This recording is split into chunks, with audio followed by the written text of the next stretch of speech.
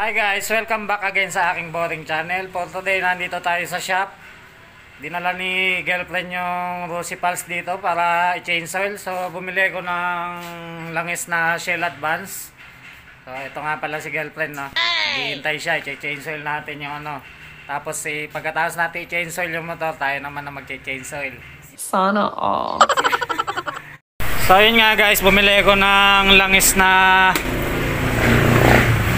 Shell Advance 1 liter sa halagang 229 pesos. Ito na yung pinakamura na 40 sa Shell.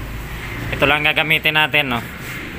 Dito naman sa motor guys, hindi naman tayo maselan sa langis, no. Saka kahit anong langis ilagay natin yan, basta pang scooter, pandi gasolina na makina, pwede yan.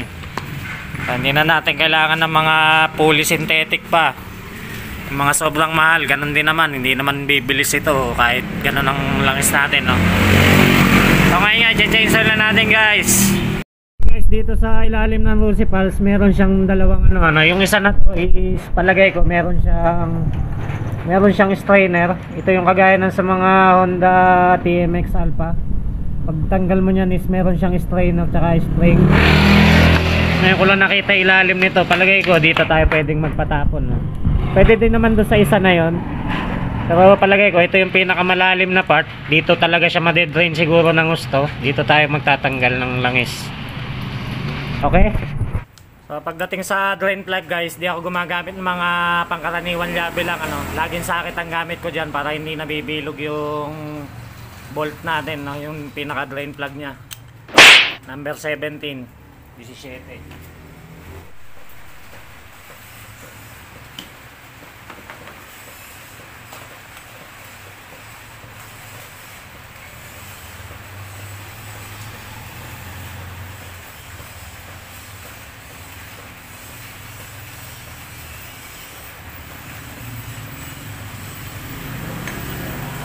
Grabe namang itim.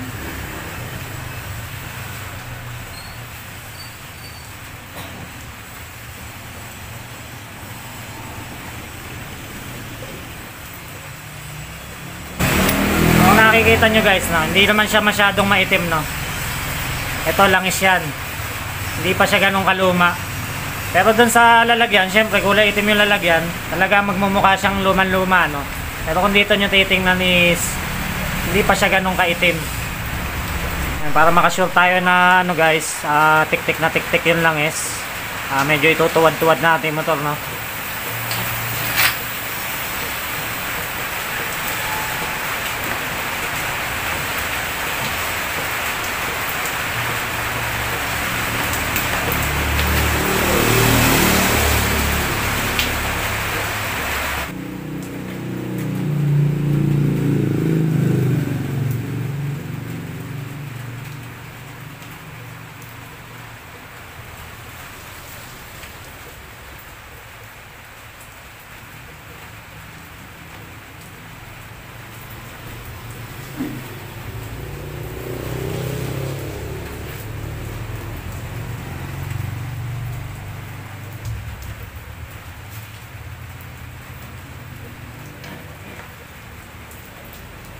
So ngayon guys, na-drain na natin ng gusto. Pwede na natin ibalik yung drain plug. Tapos magsasalin tayo ng langis.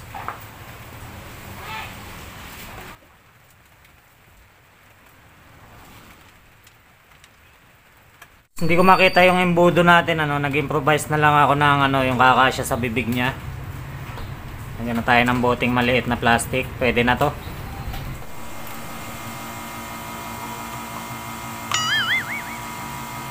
Isang pagkakamali mo pa.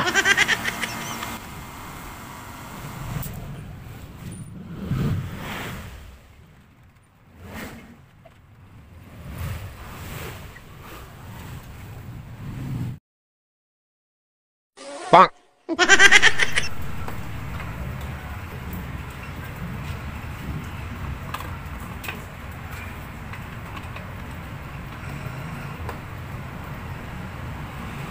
So ito nga nangyari guys, no.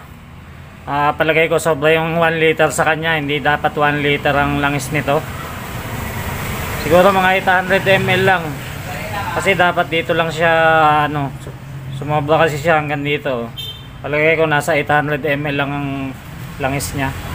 Pababawasan natin, oh.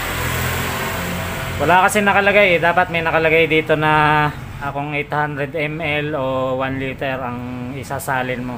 So wala siya nakalagay, kaya wala tayong idea. Ang gagawin natin is babawasan na lang natin, no. So yun guys, nabawasan ko na, nagsasalin ulit tayo. Tinanggal ko sa stand para maganda ang pagsukat natin, no? Para nakalibel yung motor.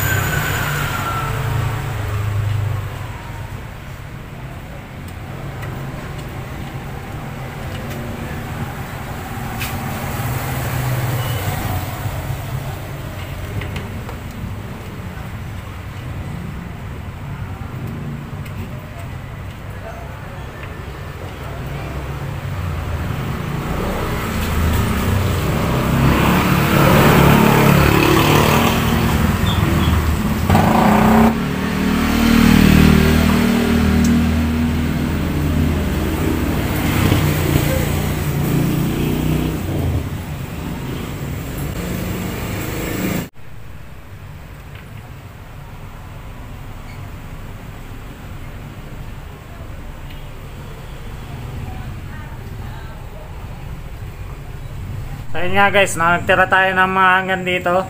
Mga nasa 800 ml lang yung sinali natin, no? Hindi natin nilahat. Para hindi siya sumobrang dami.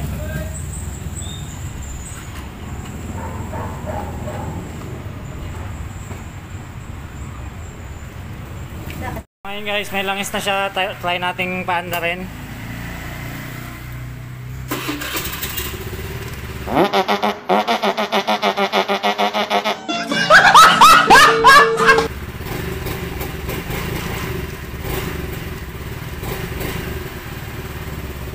Okay naman siguro, no? Pag hindi tama yung sali natin ng langis, kakatok naman yung makina niya. Malalaman natin kung anong resulta. So palagay ko tama lang yung 800 ml sa kanya, no? Paano masabi? Ngayon, happy ka na ba? Pakis nga.